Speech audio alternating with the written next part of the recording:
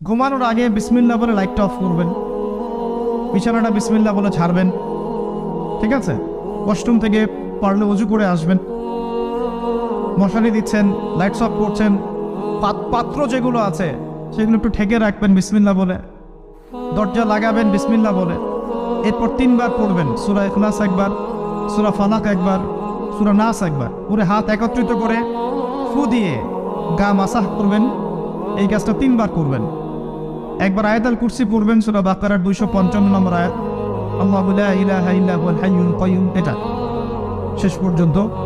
এরপর সূরা বাকারার শেষের 3টা আয়াত পড়বেন, লিল্লাহি মা ফিস সামাওয়াতি, এখান থেকে ফানসুরনা আলাল কওমিল কাফিরিন পর্যন্ত। তারপর ডান কাতে পাশ ফিরবেন, বলবেন আল্লাহুম্মা বিইসমিকা আমুতু ওয়া আহইয়া